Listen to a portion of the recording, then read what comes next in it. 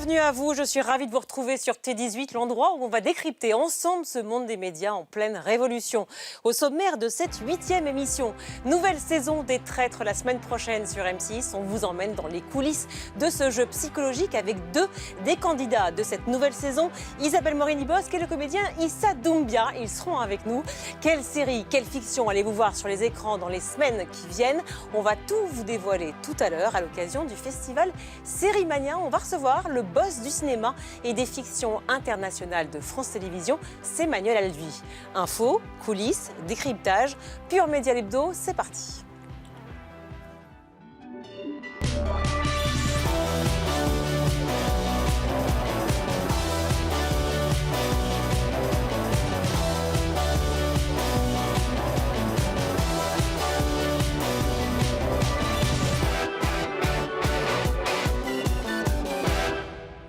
Bienvenue sur T18, mais également sur Pure Média, le site de référence de l'actu des médias. Vos réactions sur les réseaux sociaux tout au long de l'émission, quand vous voulez, hashtag Pure Média L'Hebdo. Et chaque semaine, on a la chance de recevoir une journaliste, en l'occurrence experte média. À mes côtés, c'est Héloïse Goua. Bonjour Héloïse. Bonjour Virginie. Merci d'être avec nous. Héloïse, Télé 7 jours et Europe 1, bien sûr, vous la connaissez. Également spécialiste des séries. Et ça tombe bien parce qu'on va en parler tout à l'heure avec l'un de nos invités, c'est Manuel Alduy et notamment le festival Sérimania qui débute à Lille, je crois, là, ces jours-ci. Nos premiers invités cette semaine sont des traîtres. Rien que ça. Isabelle Morini-Bosque, qui connaît les médias comme personne, et Issa Doumbia, comédien. Bonjour à vous deux, merci d'être là. Ça va Isabelle? On est ravis, je suis ravie de vous revoir. Oh, c'est sympa. Ça va Issa? Tout va bien. Merci. Issa qui revient, Doumbia qui revient avec son spectacle Monsieur Doumbia. On va en parler évidemment tout à l'heure. Merci d'être avec nous dans Pure Média L'Hebdo. Alors, on parlait des traîtres. Les traîtres saison 6, donc qui revient sur M6. C'est le 28 mars prochain à 21h. 2 épisodes par soir. Donc, et vous faites partie des 22 candidats cette année. Pourquoi avoir dit oui à ce jeu? Est-ce que finalement assumer d'être un traître, c'était trop tentant? Peut-être Isabelle. Ah, je comptais sur lui pour commencer. Oui, mais non, justement. Pour savoir jusqu'où on pouvait aller, point de vue commentaires et informations. Être un traître alors. Moi, ma position est particulière parce qu'en tant que journaliste, j'ai suivi depuis la première saison. Exactement, vous l'avez d'abord critiqué, entre guillemets, en tout cas, Oui. suivi, effectivement, Et moi maintenant, qui candidate. déteste les jeux de rôle, les escape games, tous ces machins-là, Alors les traîtres, j'ai aimé dès le début. Et pourquoi? Parce que d'abord, il y avait Éric Antoine, parce que c'est remarquablement produit.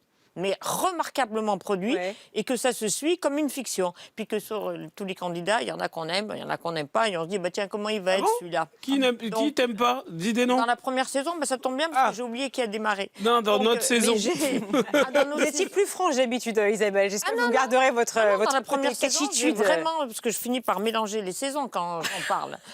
Mais j'ai adoré, moi j'ai adoré. Camion militaire, chaîne, sac sur la tête, vous êtes dit, ça tombe bien, c'est pour moi, ça. Sincèrement, moi j'ai une distance un peu avec le jeu. C'est-à-dire que depuis tout petit, mon père m'a toujours appris à ne pas forcément avoir de colère à travers un jeu. On perd, on gagne, tant mieux si on gagne.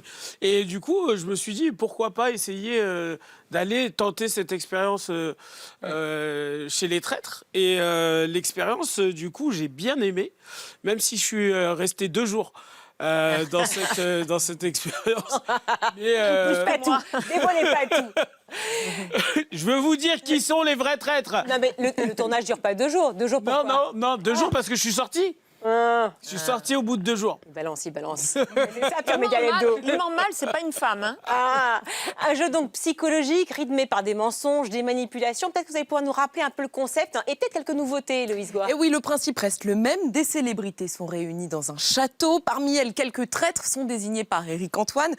Ces traîtres doivent éliminer les loyaux sans se faire démasquer. Les téléspectateurs, eux, connaissent l'identité des traîtres, pour la plupart, pas tous cette année. Mais une nouveauté majeure cette saison, l'arrivée d'un nouveau traître. Regardez. Ah bon? Ils pensent tous connaître les règles. Ils se trompent. Car cette année, un nouveau traître entre dans la partie. Le traître maudit.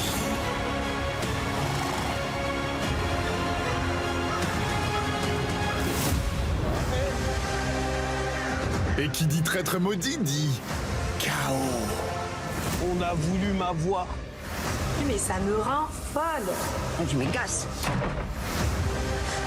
On dirait pas, mais je suis quand même contente de faire cette aventure. La trahison, c'est une des choses les plus horribles émotionnellement qu'on puisse vivre. En vrai, c'est vraiment pas cool. C'est un jeu qui prend tes émotions et il les piétine. Tous les jours un peu plus. Le traître maudit, donc, qui peut tout faire basculer. Ce joueur commence tout seul, les autres traîtres ne savent même pas qu'il existe, et il a 48 heures pour les identifier. S'il réussit, il rejoint leur clan. En revanche, s'il échoue, une terrible malédiction peut provoquer sa chute et bouleverser tout l'équilibre du jeu. Il y a un conditionnement complet pour les participants. Ah bah ça... Psychologique, suivi psychologique, effectivement. Richard Rolinski s'est mis à pleurer, j'ai vu ça dans la presse. Le magicien Devan Aissé, c'est comme ça qu'on prononce son nom, a fait une grosse crise d'angoisse comme il n'avait jamais connu. Enfin, franchement, c'est tendu quand même, ce jeu. C'est quoi Ça dépend vraiment de l'approche qu'on a vraiment déjà d'être avec du monde qu'on ne connaît pas. Moi, j'ai grandi dans des compagnies de théâtre, donc du coup, on se mélange toujours. Donc moi, aller vers l'inconnu, ça me dérange pas. Mais enfin, entre l'impro et là, la crise d'angoisse, c'est un monde quand même. Oui, d'accord, mais c'est aussi parce qu'on n'a pas de repères. On n'a pas ses parents, on n'a pas ses amis, on a personne. Pas l'iPhone. Et on n'a pas de téléphone. Donc du coup, c'est compliqué pour certains. Moi, ça allait. Après... Isabelle aussi, qui s'est bien défendue dans le truc. Mais pour certains, il y a un suivi psychologique ou pas, Isabelle? Oui, il y a un suivi psychologique. C'est d'ailleurs drôle parce qu'à la journée off, la psychologue ravissante est venue et tous ceux qui en avaient le plus besoin ont tout fait pour ne jamais lui parler. Donc, alors moi, parler pour rien dire, ça ne me gêne pas. Donc, on a bien pris langue, elle et moi. Mais vraiment, oui, il y a un suivi psychologique. Et à la fin de l'émission, quelque durée qu'on reste, elle appelle pour dire est-ce que tu as besoin qu'on parle, est-ce que ça va, etc. Non, ça c'est très très bien fait. Très bien fait, mais enfin, certains disent quand même qu'on confond un peu jeu et réalité. Il y a toujours un moment. Toujours un moment où on se croit malin et où on se laisse déborder. Tous, que ce soit Adriana, que ce soit Issa, que ce soit moi, que ce soit Donovan, que ce soit Jules, le jeune homme qu'on a vu là, qui était très très sympa, il y a toujours un moment où on pète un plomb et on se sent émotionnellement débordé. On va reparler évidemment du programme, les traîtres en question, la trahison dans les médias, parce que c'est marrant, c'est tout d'un coup on peut faire le parallèle. Oui. Nous, au moins, dans les traites, c'est pour de faux. Pour de faux, a priori. Mais puisque vous êtes tous les deux, eh bien, enfin, tous les deux, forcément, ça fonctionne. Non, mais c'est de l'impro, attends, c'est chacun son impro, tu vois, en audiovisuel, en télé. Nous, aujourd'hui, on va parler de votre carrière grâce à 4 moments pour mieux vous connaître. Est-ce que vous êtes prêts? Premier moment, et on va commencer par vous, Isabelle. C'était le 31 octobre dernier, et c'était sur RTL, regardez. On veut vous remercier pour combien de milliers de chroniques? Je ne sais pas. Trop peut-être? Non. Mais voilà. En tout cas, j'ai passé 30 ans de bonheur. Je remercie la direction de Ça Bien Bien. Vous savez que j'adore votre tranche. Les auditeurs sont formidables comme Marcel. Vous êtes une auditrice fidèle. Oui. Tout le temps à réagir à ce qui se passe à l'antenne, à nous envoyer des messages, parfois passionnés. Voilà. Je sais qu'il le regrette. Voilà. Je continuerai à vous écouter Thomas, écouter tout le monde. Je suis vraiment... J'aime cette maison, je l'aimerai toujours. Ils vous ont proposé de revenir pour quelques chroniques, mais vous n'êtes pas encore revenu. Pourquoi? Non, alors je reste dans le groupe, puisque W9, M6, puis Cyril. Mais RTL, non, parce que... alors, je sais plus, le Parisien a écrit, Benoît d'Aragon a écrit, je pars, ils ont titré, je pars contre mon gré. En fait, la vraie phrase, c'était, je pars contre... Non, pas du tout. Je pars contre mon gré comme je vieillis contre mon gré. 30 ans, j'allais entrer dans la période où on peut me faire partir. Donc, on s'est dit, voilà, 30 ans, c'est une bonne clôture. Est-ce que la machine à café me manque? Mes amis me manquent, mais je les vois à l'extérieur. L'antenne me manque. Est-ce que le reste me manque? Non, si, je regrette de ne pas avoir connu davantage, mais j'ai la chance de pouvoir le voir à l'extérieur. Jonathan Curiel. Le patron des 3 radios. RTL, qu'on a reçu ici à mais Chaque moi, Média Hebdo. Vraiment, j'adore ce mec, que je trouve un homme droit et adroit. Et vraiment, c'est quelqu'un que j'aime profondément. Deuxième moment pour vous, ma chère Isabelle. Regardez. Alain Delon est venu manger chez toi? Non, alors il n'a pas mangé, parce que moi je cuisine pas. Autant j'aime le cuisinier, autant j'aime pas la cuisine. Il a refait les carreaux, quoi. Il était dans le quartier, il est allé déjeuner au Fouquet's, parce que quand il a vu ce qu'il y avait chez moi, il s'est dit qu'il valait mieux pas y rester. Isabelle, comment appelle-t-on le petit du cochon? Le cochonou? Le porcelet.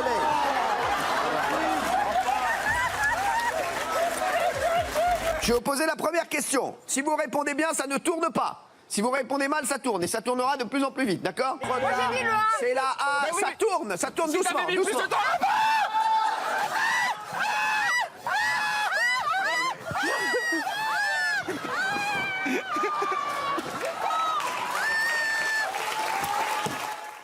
Alors RTL, non, mais en revanche, W9, vous continuez avec Cyril, il vous a pas lâché, lui.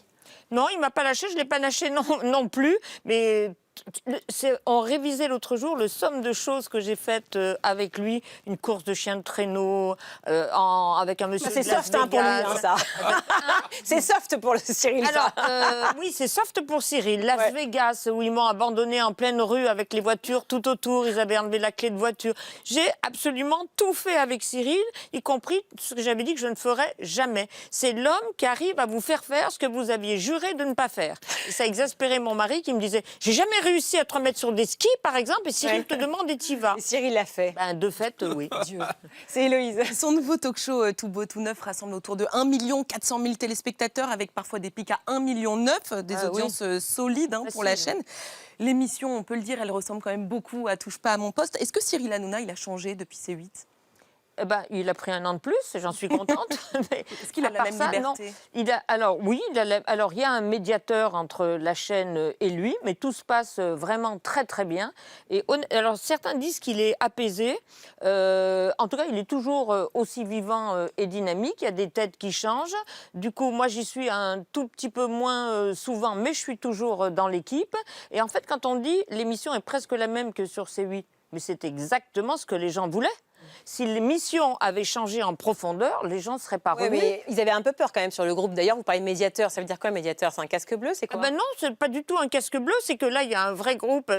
Alors, soyons francs, sur C8, le patron de C8, c'était effectivement les patrons de C8, mais Cyril avait une totale liberté, par exemple, sur la pub, le fait de rendre à 25 ou 30, il y en a moins la maintenant. place de 15. Ah bah, là, c'est un groupe où la publicité, les annonceurs, si c'est 15, c'est 15. Et Cyril respecte parfaitement ça. C'est plus ce genre de surveillance-là qu'une surveillance sur ce qu'il peut dire et pas dire. Là, il a une totale liberté. Et ça, vous connaissez bien aussi, Cyril, puisque vous avez été chroniqueur sur TPMP. Vous pourriez le rejoindre sur W9 aussi ou pas? Aujourd'hui, non, puisque je suis plus sur scène. Sur la scène avec Monsieur Doumbia. Oui, c'est ça, Ouais. et dans des films ou des séries. Mais c'est une époque que j'ai vraiment adorée quand je faisais Touche pas à mon poste, c'était vraiment cool. Bah justement, les séries, regardez, c'est votre moment à vous.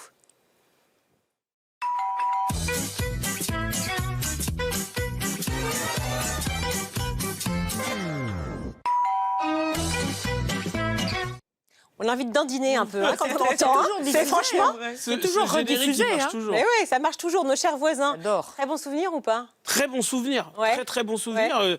D'ailleurs, on a un groupe WhatsApp qui fonctionne toujours, avec toujours mes collègues de Nos chers voisins, sauf un, mais bon, je ne le citerai pas. Mais sinon, on communique toujours tous ensemble. J'adore Bon, ça. allez, 4e, non pas Magnéto, mais regardez, photo, souvenir pour vous. Il apparaît maintenant, voilà, Hey, Papy, Papy Starac. Alors son vrai nom, c'est Olivier Degois. Il a découvert. Alain Degois. Pardon, Olivier, pourquoi je dis Alain, mais je l'aime bien. Ça sonne un Son peu avec deuxième Olivier de Benoît. Alain Degois. Alain pardon. Degois. Il a découvert Jamel, il a découvert Omar Sy. Trapp, c'est un vrai vivier, hein? Bah ouais, moi, vraiment, Papy, il a installé un truc à Trappes qui s'appelait les matchs d'improvisation théâtrale. Et ça nous a permis de nous exprimer, que ce soit des filles, des garçons, de tous les horizons. Vraiment, ça nous a permis de se libérer. Mais c'est un lien plus précis, plus profond, en fait, entre vous. Parce qu'il dit, c'est mon fiston, quoi. Ah, mais vraiment tout le temps derrière Papy, vous. oui, vraiment. Ouais. Papy, il me connaît depuis mes 11 ans. Ouais. J'en ai 44 bientôt. C'est toujours mon metteur en scène. Et j'ai toujours promis que ça serait le seul metteur en scène que j'aurais. Il me connaît par cœur. Donc pourquoi aller chercher ailleurs? Isabelle Morini-Bosque et Issa Doumbia dans Pure Média, l'hebdo avec nous cette semaine. Retour des traîtres donc sur M6. Manuel Alduy, le patron donc du cinéma et de la fiction et des fictions internationales de France Télé, va nous rejoindre dans quelques minutes. On va parler bien sûr aussi du festival Sérimania qui vient de débuter à Lille. Mais avant cela, c'est les Pures Infos. Regardez les Pures Infos remixées par Thierry Dagiral.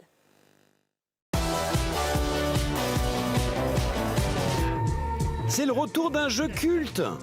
Je démonte une poule et j'envoie un fax à Noël ma mère. Bien joué Michel, vous jonglez sous la table et vous marquez Cinem. Camoulox, le jeu de Canal imaginé, présenté par Olivier Barou et Cadmerade. L'orteil est le meilleur ami de l'homme. Natacha Hamal, je passe. À vous la main Laurent. Un jeu sans règles et des réponses totalement barrées. Mais derrière ce jeu, la chaîne cryptée s'apprête à lancer une plateforme 100% humour avec micro-fiction et parodie. Lilian. Je vends du cuir à 14h et je visite Jean-Pierre Castaldi. Bref, à quelques jours de Pâques, c'est la résurrection de l'esprit Canal. Je vomis un tam-tam et... Camoulox. Bravo Lilian. C'est la conséquence de la commission d'enquête encore en cours à l'Assemblée. Dans les documents que France Télévisions m'a envoyés, nombre d'indemnités de départ, notamment de directeurs, m'ont particulièrement étonné par leur ampleur. France Télé lance une opération transparence. Sur son site, une série d'informations sur sa gestion. Les salaires sont également en ligne, dont celui de la patronne Delphine Ernotte, 400 000 € bruts par an. C'est le grand jour, le retour de la Kings League. Il y a 2 places à prendre. Va falloir se battre. Deuxième saison sur le sol français. Gros succès l'an dernier, ça débute aujourd'hui à l'Arena de Villepinte, près de Paris. La compétition réunit 8 clubs dirigés par des créateurs de contenu comme Michou, Gilsi ou Domingo. Domingo, c'est dedans! 9 jours de compétition avec des matchs diffusés en direct sur les chaînes Twitch des créateurs de contenu. Game One, la première chaîne de la culture gaming de la télé française, bientôt de retour. On va essayer de se retrouver le plus vite possible. En septembre prochain, clap de fin pour la chaîne le 31 décembre dernier, mais depuis quelques jours, l'équipe de Game One était revenue sur Twitch et sur YouTube. Twitch, YouTube, Instagram, TikTok, c'est multidiffusé. Et selon le média spécialisé Satellifax, un projet de retour de la chaîne télé est à l'étude, probablement sous un nouveau nom. Une partie de l'équipe reprendrait alors les émissions phares. Et on termine avec ce qui se fait à l'étranger. Ça commence aujourd'hui en Angleterre. In a vast remote forest, 10 players will fight to win up to £100,000, pitted against each other as prey versus predator. The Hunt, la chasse, une émission de télé-réalité où 10 candidats doivent se traquer dans une forêt pour remporter la cagnotte de 100 000 pounds. Les prédateurs d'un côté qui doivent traquer les proies et leur voler leur argent. If we get rid of Chloe, that leaves Mel standing on her own. It's not fair. Ça débute ce soir sur Channel 4. Je vous voyais rire, Issa Doumbia sur The Hunt, la chasse qui arrive là sur Channel 4. Ça, vous pourriez y participer par exemple ou pas? Ouais, j'aime pas trop la forêt, moi, les bois, tout ça. La chasse, non, même pour les sous. Mais pour une association, oui, pourquoi pas.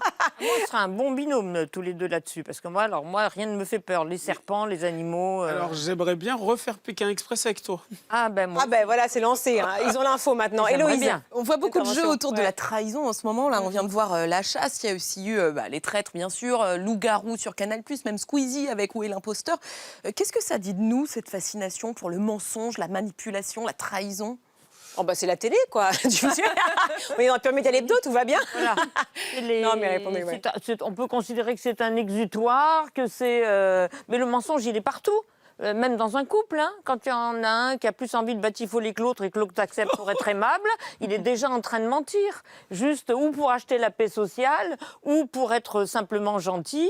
Quand quelqu'un a des beaux yeux et un vilain nez, vous ne lui dites pas qu'il a un vilain nez, même s'il vous le demande. Enfin, j'espère que vous ne le dites pas.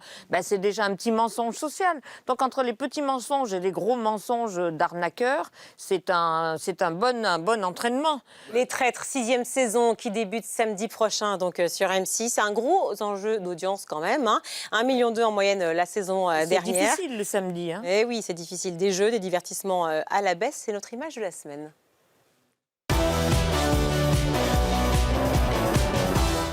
Héloïse Goua, les divertissements justement télé qui ne rassemblent plus comme avant, c'est vrai, c'est l'image de la semaine que vous décryptez pour nous. Qu'est-ce qui se passe? Eh bien oui, vous n'avez pas pu échapper. The Voice, Pékin Express, Top Chef, Danse avec les stars, ces formats reviennent sur nos écrans. Ils sont très installés, mais ils ne suscitent plus tout à fait le même engouement. Regardez Koh-Lanta, la 26e saison a commencé au début du mois, avec là aussi quelques changements dans les règles du jeu. Le lancement de cette nouvelle saison a réuni un peu plus de 3 millions de téléspectateurs. C'est le plus faible démarrage de l'histoire de l'émission. À l'époque, au début des années 2000, Koh-Lanta, c'était 7 à 8 millions de téléspectateurs.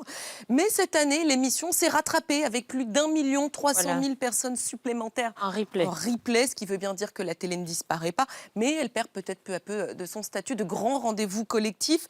Il faut dire qu'il y a aussi un autre défi, l'âge des formats. Beaucoup de ces émissions ont été lancées en 2014, c'est-à-dire avant l'arrivée de Netflix en France dans un paysage télé tout à fait différent. Isabelle Morendi-Bosque, est-ce qu'on se dirige vers une télé uniquement à la carte sur les plateformes des chaînes? Et est-ce que le replay va tuer les programmes ou ça va la sauver? Je pense qu'on est à la croisée des chemins. Et quand on dit la télé est morte, comme la radio est morte, et c'est maintenant c'est à la carte et exclusivement à la carte, moi ce que je ne comprends pas, c'est qu'on continue à considérer l'audience de la veille comme moteur économique, alors qu'effectivement il y a une consommation à la carte. Le matin, en replay, sur les plateformes, leurs autres chaînes. En revanche, brusquement, vous voyez arriver un HPI qui rassemble plus de 10 millions. Donc, il y a encore de la place pour un événement. Certains matchs de foot, de rugby, il y a encore de la place pour des événements qui rassemblent. Et puis après, il y a à la carte sur les tranches d'âge. Qui veut être mon associé, ça fonctionne. Sur ceux qui veulent lancer une entreprise, surtout Koh-Lanta, ça continue à faire plus de 50%. Des jeunes téléspectateurs de 4 à 10 ans. Donc oui, effectivement, il y a des façons différentes d'analyser, mais quand on dit que la télé est morte, j'y crois pas du tout. On va décrypter tout ça aussi avec Philippe Bailly qui va nous rejoindre et qui va nous parler justement de ce replay qui est très important aujourd'hui. Vous réagissez sur les réseaux sociaux avec le hashtag Pure Média et vous pouvez aussi poser toutes vos questions. N'hésitez pas tout au long de l'émission. Pour cela, vous allez sur le site puremedia.com et sur les réseaux évidemment sociaux de Pure Média. Pas de fiches pimentées, on a l'habitude. Je ne sais pas si vous suivez un peu l'émission. Voilà, bon, c'est récent certes, mais quand même, vous avez bossé. Donc, il y a des petites fiches pimentées en général. Mais là, on a réuni les fiches, les questions des téléspectateurs. Est-ce que vous êtes prêts? Je les ai notées. Vous avez commencé. Tiens, Isabelle, vous êtes payé combien pour participer à ce jeu? Au traître. Au traître, je crois que je suis la moins payée parce que j'ai rien négocié. Parce que je négocie jamais rien. Il y a un principe simple. On est pas à l'antenne aujourd'hui, ils vont tous vous appeler demain. C'est que quand on ne demande... N'hésitez à vous appeler tout de suite. Quand on ne demande pas, on n'a pas. J'ai jamais demandé de ma vie une augmentation. J'ai jamais fait de ma vie une... voilà. Vous êtes payé combien? 100 000 euros. 100 000 euros. Ah oui, alors je me suis vraiment attention, fait commission avoir. d'enquête qui va se déplacer tout d'un coup, là, sur M6. Moi, je dis des chiffres, elle veut des chiffres, j'en donne. Ouais, non, mais bien ça sûr. peut être des faux. Bon, celle-ci, s'il vous plaît, vous répondez la vérité. Elle est pour vous, cette question. C'est un spectateur, un téléspectateur ou une téléspectatrice qui vous la pose. Oui. Vous étiez sur W9 avec les 100 vidéos. On vous y voit moins. Pourquoi? Est-ce que c'est Cyril Hanouna qui prend tout le budget de la chaîne? Encore une question. Non, mais c'est parce que j'ai déménagé. Je suis plus sur W9, je suis sur Gulli maintenant. Et c'est toujours une chaîne du groupe M6 et les audiences sont toujours aussi bonnes. Donc moi, ça me va bien parce que Gulli, c'est une chaîne que j'affectionne tout particulièrement. Moi aussi. Parce que c'est vraiment encore une chaîne où on peut s'installer en famille devant la télé et vraiment ne pas dire aux enfants là c'est le moment d'aller te coucher ou quoi aux caisses. Tout le monde peut regarder et j'adore moi cette chaîne, je suis trop content. Autre question, Isabelle, est-ce qu'il y avait des vrais lits pour dormir dans les traîtres? Alors ça, oui. Bah oui. Alors moi, j'aurais pu dormir par terre. Je m'en contrefous, je dors sur une chaise. Ça fait 40 ans que je dors sur un canapé. Donc pas payé, dormir par terre sur une chaise, tout terrain. Franchement. C'est pour ça que je faisais partie des premiers horaires le matin pour les interviews. Parce que moi, me bosser à partir de 4-5 heures du matin, ça me pose aucun souci. Il y a une dernière question pour vous, Issa. Enfin, dernière, j'en ai plein d'autres. Les spectateurs. Greg Guillotin, le pur stagiaire qui était sur C8, arrive sur W9 le 1er avril. Est-ce que cela vous fait du tort? Pourquoi? C'est moi qui la pose. Pas du tout. Moi, j'adore ce gars. Il est très drôle. Je trouve que ses caméras cachées sont super bien travaillées. Moi, ça me rappelle une bonne époque, genre surprise, surprise. Mais à la façon Greg Guillotin. Et franchement, je trouve qu'il mène bien sa barque et j'adore ce type. Dans un instant, je vous l'ai dit, Manuel Alduy, le patron du cinéma et des fictions internationales de France Télé, va nous rejoindre dans Pure Média, l'hebdo. On va parler évidemment des tendances et surtout de tout ce que vous allez voir bientôt sur France Télé. Mais d'abord, j'aimerais évidemment qu'on évoque vos actus à vous deux, puisque vous en avez bien d'autres que les traîtres, évidemment. Isabelle Morendi-Bosque, en plus, au-delà de vos 70 printemps qui vous vont à ravir, ma chère. Et moi aussi, je vous aime. Mais bien sûr. Je n'aurais jamais donné 70. Mais je suis d'accord. Elle est toute jeune et rayonnante. Et surtout, un nouveau départ sur Twitch, c'est Isa TV et ça donne ça.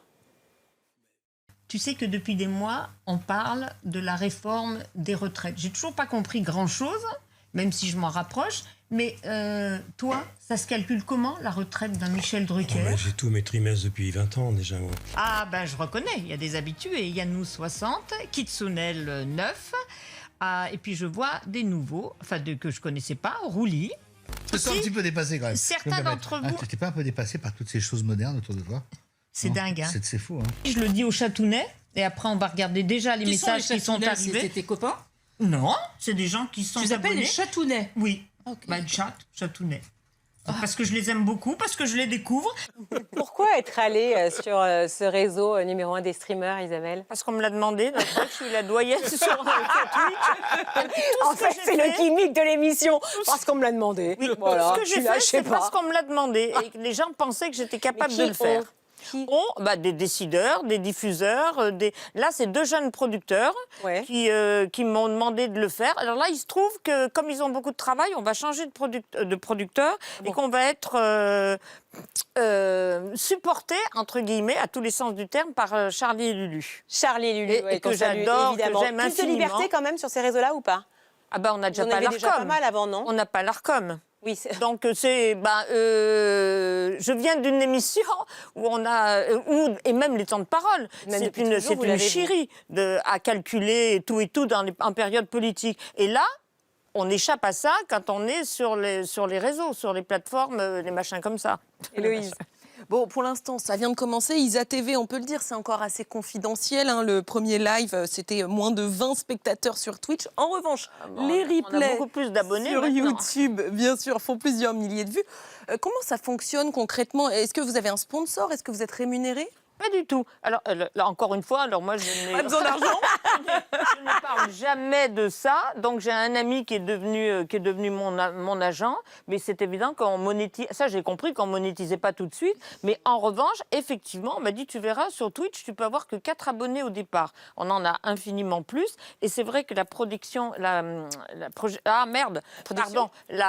l'évolution est suffisante pour que, à partir de Laurence Boccolini, on avait de la pub. Mais donc pour l'instant, vous ne gagnez rien. On avait de la pub. Non, puis d'ailleurs, honnêtement, je ne fais pas ça pour ça.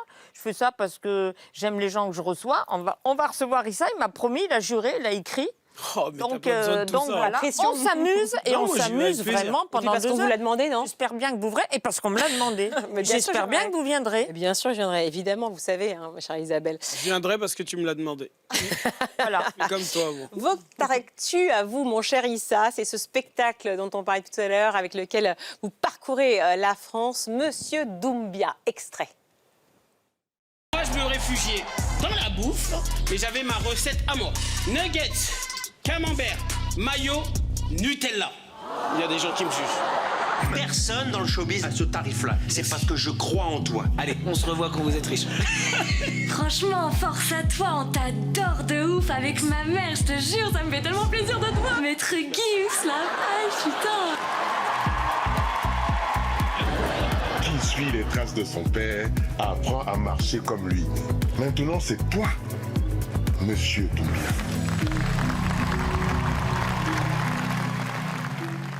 Monsieur Doumbia. Inspecteur Doum Doum. Monsieur Doumbia. Gibbs, alors c'est parce qu'un jour c'est Nelson Moffort qui vous Exactement. fait confondre ça. Vraiment, il m'a croisé, il m'a dit, j'avais des lunettes de soleil, il me dit bonjour maître Gibbs. Et là j'ai et vraiment. Et je me suis écroulé au sol, j'ai ri. Et quand j'étais au sol, il m'a dit oh pardon Issa Doumbia. Et là j'ai dit mais faut que je sois au sol pour qu'ils me reconnaissent ou quoi. Donc c'était très drôle. Mais souvent, on me donne des noms qui ne sont pas les miens parce que je suis un noir et du coup, un autre noir qui fait le même métier. Arrêtez, vous pensez non, mais ça vraiment, c'est la vérité. Attends, on m'appelle Ahmed Silla, Omar Sy. On confondrait... Non, mais c'est pas confondre, mais c'est genre, ils se disent... je fais partie du milieu vraiment médiatique, donc quelque part, ils accrochent des noms... parce que c'est ma couleur de peau aussi, je l'ai vécu 1500 fois. Et parfois, on se trompe sur aussi comme la prononciation de mon prénom, alors qu'il est très simple. Issa, on m'appelle Moussa. Donc ça arrive souvent. Ça fait partie effectivement de votre spectacle. Hein. Vous en parlez beaucoup aussi de cela. Vous parlez effectivement de votre rapport à la nourriture. D'ailleurs, on vient de voir un extrait avec le Nutella, le camembert. Moi, ça me rappelle aussi des souvenirs, perso. Franchement, je faisais la même chose. Peut-être pas le camembert, mais d'autres produits. C'est vrai, les Restos du Cœur aussi, où vous alliez chercher à manger. Vous vous livrez beaucoup. C'est aussi ça la recette? C'est parce que vous en aviez besoin? C'est quoi l'idée? J'ai vécu pas mal de choses. À un moment, j'ai arrêté de faire de la scène et j'ai fait beaucoup de télé. La scène me manquait beaucoup. Et j'avais besoin de raconter vraiment tout mon parcours, comment je suis devenu le Issa Doumbia que tout le monde connaît, parce qu'à chaque fois, on me voit 5 minutes dans une émission, 1 heure sur un programme, et on ne sait pas vraiment tout le parcours que j'ai pu avoir, donc je le raconte complètement dans mon spectacle.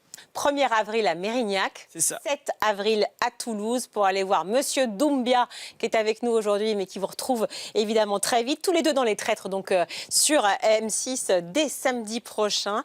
Alors il y a des traîtres et des gens loyaux, c'est le principe du jeu, on l'a compris, hein, Nous, vous on l'avez est loyaux, répété. complètement. A priori, ouais. Un peu comme donc on l'a dit dans l'audiovisuel, et donc on va se dire bon, on va se faire un petit quiz rapide. Hein. Qui sont pour vous les traîtres et les loyaux? Donc le loyal, le traître. Top chrono. Michel Drucker. Bah, loyal. Jean-Pierre Foucault. Loyal. C'est la petite fiche. Hein. Thomas Soto. Loyal. Enfin, moi, en tout cas, à RTL, loyal. Pas d'avis. Pas d'avis, d'accord. Mathieu Delormeau. Traître. C'est un traître, Mathieu. C'est un traître. C'est sorti du cœur. Isa. Avec moi, il est loyal. Pour le reste, peut-être qu'Issa a des infos dont je ne dispose pas. Marc-Olivier Fogiel. C'est un traître. Pareil. Ouais, d'accord. Patrick Sébastien. Ah, loyal. C'est un loyal, je pense. Ouais. Stéphane Bern. Oh, super loyal. Alors, loyal, sur le patrimoine, super loyal. Pour le reste, je ne me prononce pas. Oui, Ah bon? Je crois loyal. Oh, oui. Stéphane Bern. Loyal, oui, loyal. Arthur. Loyal. Loyal. Loyal, oui. Nagui. Bon. Je le connais pas trop, mais il a l'air Loyal, d'être pour loyal. moi, loyal. Chaque fois qu'il n'était pas d'accord avec moi, il me l'a pas envoyé dire. Hein. Il m'a pas envoyé Moi, dire, loyal, oui. Les vachettes, on a un gros différent sur les vachettes. Interville ressurgit Il tout m'a d'un coup. apostrophé en Après le public cochonou. devant tout le monde. Hein. Hashtag Pure Média l'hebdo pour réagir évidemment à l'émission. Vous restez avec nous. C'est le festival Sérimania qui vient Il n'y a pas eu Cyril. de débuter à Lille. Ouais, vous le voulez? Loyal ou pas, Cyril Hanouna? Non, mais moi, je m'en fiche. Moi, loyal, ouais. Moi, il a toujours été loyal avec moi. Ouais, Cyril. D'abord, je veux passer la branche sur laquelle je suis assise. Et puis, non, il a toujours été loyal avec moi. Quand il n'était pas d'accord avec moi, lui aussi, il ne me l'a jamais envoyé dire. Hein. Il l'a dit devant tout le monde. Allez, donc, Loyal. je disais que ce festival Sérimania qui donc débute là à Lille, on va découvrir toutes les séries que vous verrez bien sûr tous les prochains mois sur France Télévisions, notamment Manuel Alduy nous rejoint dans Pure Média l'hebdo. C'est le patron donc du cinéma et des fictions internationales de France Télé et on lui doit notamment cela. C'est vous que j'ai choisi pour aller chercher Sab. Et vous serez à la hauteur. C'est pas seulement votre job, c'est votre devoir. C'est parti. Qu'est-ce que tu veux, Zaïd? Ma fille et mon petit-fils. Et tu repars avec ta copine, tout le monde est content. Et si c'est un piège, de quel droit on va demander à nos hommes de se jeter dans la gueule de Daesh? Nos 3 suspects ont un alibi en béton. On sait toujours pas ce qu'ils ont essayé de voler au poste. Et en plus, on sait pas non plus pourquoi Benjamin a écrit Maria à l'envers avant de mourir. À part ça, l'enquête avance à merveille. Manuel Alduy, bonjour, merci de nous avoir rejoints. Bonjour. Merci beaucoup d'être là. Je le disais, vous êtes le patron du cinéma et des fictions internationales, jeunes adultes de France Télévisions. Merci d'être avec nous. On vient de voir Cœur Noir, Meurtre au paradis, Monte Cristo, quelques-unes de vos productions. Bien sûr, on va parler de toutes les autres, mais surtout un comédien qui est aussi une figure de France Télévisions qui vient de nous quitter. Ses obsèques donc ont lieu demain lundi. Il avait 55 ans. On parle bien sûr de Bruno Salomon, à qui vous avez rendu hommage vendredi soir notamment et tout ce week-end sur France Télévisions. Un petit mot sur lui. C'était une figure marquante et depuis très longtemps. Je pense que tout le public se souvient de Fais pas ci, fais pas ça. Et ensuite, il nous a accompagnés longtemps. L'année dernière, il y a à peu près 18 mois, il avait joyeusement participé à une série qui s'appelle Enjoy, qui parle du monde d'aujourd'hui, d'une chaîne d'information en continu et autres. Et il joue un animateur de télé très charismatique. Voilà, donc c'est toujours très triste pour ceux qui restent. On pourra le voir dans A priori sur France 3. Il interprète Victor Montagnac, saison 2 qui arrive fin mars, avec la voix de l'acteur, surtout on pourra l'entendre. Voilà. A priori sur France 2, donc France 3, pardon. Philippe Bailly est également avec nous. Bonjour Philippe, merci d'avoir rejoint, économiste des médias. Alors on va voir tout à l'heure ce qui arrive sur nos chaînes, mais d'abord on va rentrer dans la fabrique de vos fictions. Manuel Alduy, ça a été un énorme carton. On vient de voir un extrait. Le Comte de Monte Cristo, plus de 3,5 millions de téléspectateurs par épisode. Derrière, ce n'est pas France Télé toute seule qui produit ? Non, pas du tout. Alors, Le Comte de Monte Cristo, c'est une série qu'on a coproduit avec la RAI en Italie, en fait. Et sans le soutien de la RAI, on n'aurait pas pu nous... Et en fait, 50% de l'audience de cette série, du premier épisode au 8e, il n'y a eu quasiment aucune perte, quelques milliers de téléspectateurs en moins, ont été regardés en ligne. Mais c'est important ce que vous dites, c'est-à-dire que le spectateur ne suit plus. C'est-à-dire que si c'est tout d'un coup, sur 8 semaines, ça ne marche plus. Ah non, c'est terminé. Ça, en fait, enfin, nous, on pense, aujourd'hui, il y a eu une bascule des usages du public, et pas simplement des plus jeunes, qui s'est accélérée depuis à peu près un an. France Télé, depuis l'automne 2024, on propose toutes ces séries en intégralité avant même leur diffusion linéaire. Donc le Comte de Monte Cristo n'a pas échappé à cette stratégie. Mais on ne pensait pas qu'on aurait 50% de l'audience sur la plateforme pour une série qui est une série traditionnelle, fidèle au livre. C'est pas une série jeune adulte, hein, c'est une série vraiment, on l'aime beaucoup, mais elle fait partie des séries qui s'adressent au public le plus adulte, voire âgé dans notre line-up. Et ben non, même sur une série comme ça, on avait mis la série en ligne vers le 11 décembre, donc à peu près 3 semaines avant la diffusion de Noël. Et le public est venu avant. Bon, un carton, donc on le disait pour le Comte de Monte Cristo, fait avec la Rai. C'est vrai que Meurtre au paradis, c'est aussi avec la BBC. Ça veut dire qu'on ne peut plus rien faire aussi, finalement. On ne peut plus produire 100% seul, à France Télé en tout cas. Non, au contraire. En fait, à France Télévisions, on produit principalement, on est souvent monodiffuseur. Nous sommes seuls à bord de nos fictions. C'est ma collègue Anne Holmes, qui est la directrice de la fiction française, qui s'occupe de ça. Et c'est l'immense majorité des fictions de France Télé. Ce qu'on va chercher à l'international, c'est des séries qui changent de ce qu'on fait en France tout seul. Donc le Comte de Monte Cristo, c'est notre histoire, c'est notre littérature, on ne peut pas la faire seul, c'est trop cher. Donc on est obligé de trouver des partenaires. Meurtre au paradis, c'est une série que France Télévisions avait achetée sur scénario il y a une quinzaine d'années. On n'est pas donc dans la grosse coproduction, nous sommes juste les premiers partenaires de cette série depuis le début. Elle fait à peu près 4 millions de téléspectateurs aujourd'hui pour chaque épisode inédit.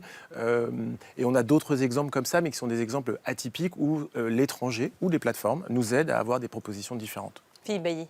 Oui, finalement, ça fait plusieurs fois que vous évoquez le sujet de l'argent, parce qu'une série, ça peut coûter jusqu'à 10-15 millions d'euros par épisode, ce qu'on n'a pas forcément en tête.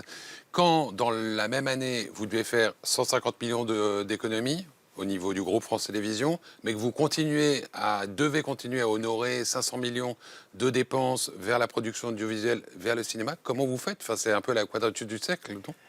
Alors, la quadrature du cercle, elle est surtout sur les missions qu'on doit toujours assurer, c'est-à-dire faire des programmes et les proposer pour tous les publics et dans à peu près tous les genres.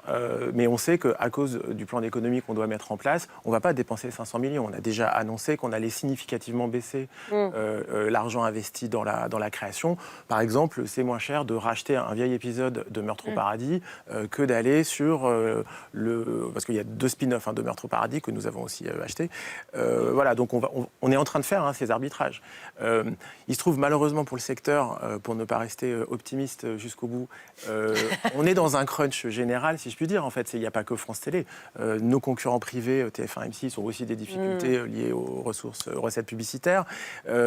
Et ça se sent dans les projets. Aujourd'hui, si on voulait monter une série comme Monte Cristo, je pense qu'on pourrait peut-être le faire une fois dans l'année, alors que notre plan de charge, initialement, c'est d'avoir 3 grosses séries par an. En termes de budget, j'entends. D'avoir une offre plus importante, finalement. Oui. Donc, en fait, on réduit le nombre de projets très ambitieux parce que nous-mêmes, nous avons moins d'argent et d'ailleurs, le marché aussi. Bon, on vient de parler dessous et je propose qu'on parle aussi programme parce que c'est vrai que les coproductions, les films qu'on peut voir 2 mois après ou 6 mois, le replay, les plateformes, bref, sur les chaînes, on a un peu perdu. Et regardez, c'est l'œil de Philippe Bailly.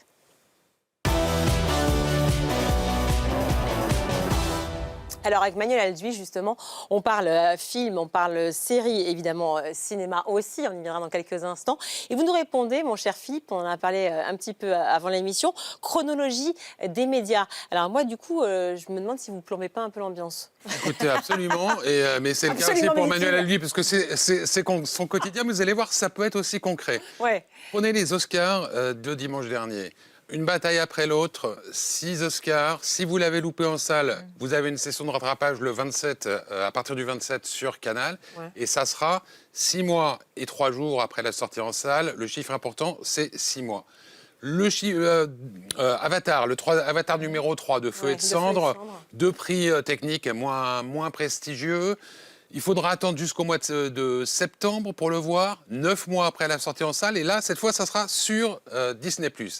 Et puis, il y a quelques semaines, il y avait aussi les Césars. Et le meilleur film de l'année, c'était L'Attachement, une coproduction de France Télévisions.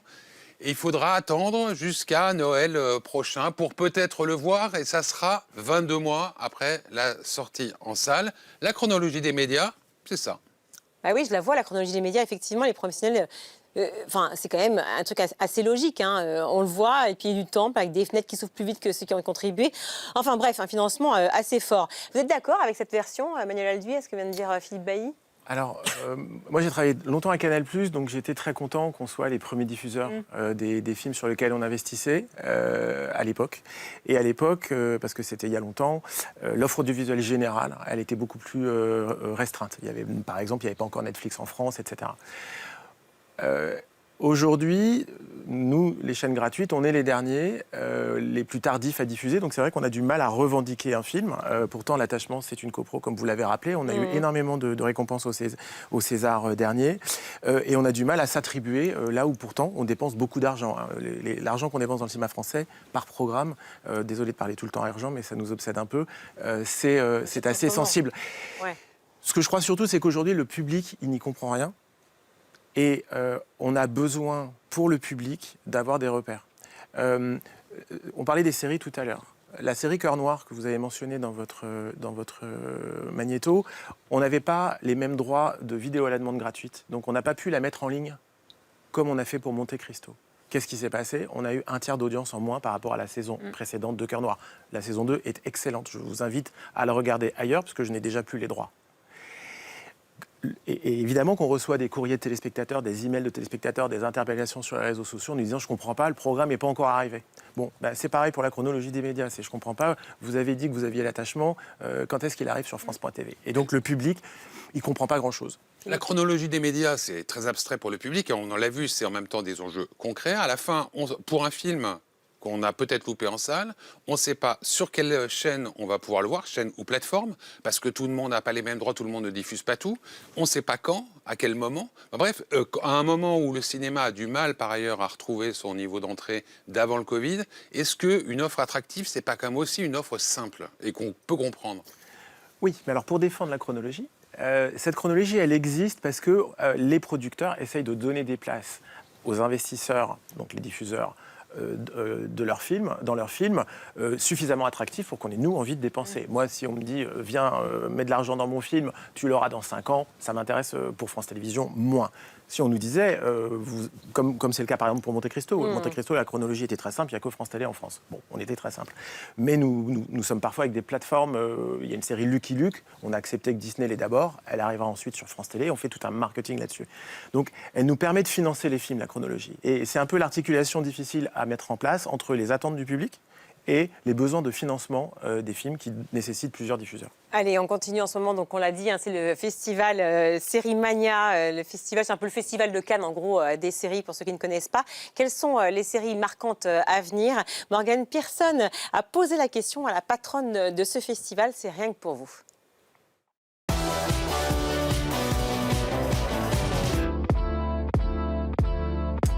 L'an dernier, on avait beaucoup de séries politiques. C'est une tendance à laquelle on assiste encore cette année, comme Anatomie d'un instant, qui est cette formidable série espagnole sur le coup d'État manqué de l'armée 6 ans après la mort de Franco. Yo soy militar, no soy político. Y ese señor es cómplice de su mentira. Une des séries les plus attendues, mais par le monde entier, c'est The Testament. C'est la suite de La Servante écarlate. Nous avons la chance de la montrer à l'ouverture en avant-première, avant sa diffusion sur Disney+. Et là aussi, elle est quand même dure. Elle est sur la formation de ces jeunes filles dans le pays imaginaire de Gilead. On pourrait tout détruire. Nous ne savions pas de quoi nous étions capables. Il était temps que nous changions les choses. Et puis, je pourrais aussi citer une série polonaise qui s'appelle Proud, qui est l'itinéraire d'un jeune homme homosexuel, addict aux drogues, aux partous, etc., et qui d'un seul coup, on va lui confier la responsabilité de l'enfant de sa sœur, et qui va se transformer en papa. Une série qui nous a tous marqués, c'est Best Immigrant, qui est une série flamande, qui se place le lendemain de l'élection d'un président totalitaire en Flandre, qui a décidé de bannir du pays tous les gens qui ne sont pas nés en Flandre. Dames en heren, welkom bij de Best immigrants. Et donc, il y a une émission de télé-réalité qui va être inventée pour faire gagner un titre séjour au Best Immigrant. Ça, c'est glaçant. On vient de voir The Best Immigrant qu'on pourra voir donc sur France Télévisions. Oui, tout à fait. C'est une coproduction internationale. Donc le projet est d'initiative flamande. Ouais. Voilà. Donc c'est pour ça que les gens ne parlent pas exactement le français. C'est la partie flamande de la Belgique. Alors quand on l'a lancé, quand on est monté à bord, c'était il y a 2 ans. On pensait que c'était vraiment dystopique. Bon, et après, il y a eu par exemple aux États-Unis, depuis un producteur américain qui a proposé de faire un jeu de télé-réalité exactement sur ce concept-là. Et quand on a vu ça dans la presse, on s'est dit non, attendez, la série arrive, elle va vous montrer à quoi ça peut ressembler. Bon, on n'a plus beaucoup de temps, mais quand même, je sais que vous êtes fan des séries, donc vous suivez un maximum. Y compris sur les chaînes historiques, parce qu'il y a un snobisme des plateformes en France. Or, il y a des chaînes absolument formidables sur la 2, sur TF1, et des chaînes sur les plateformes qui pourraient parfaitement être sur les chaînes Mais les grosses historiques. tendances en ce moment, par exemple, Laura Stern, vous regardez l'affaire Laura Stern ou pas? Absolument pas. Isabelle? Alors, je ne l'ai pas encore vue. Ouais, bon, ça dit quoi en fait, aussi de la société?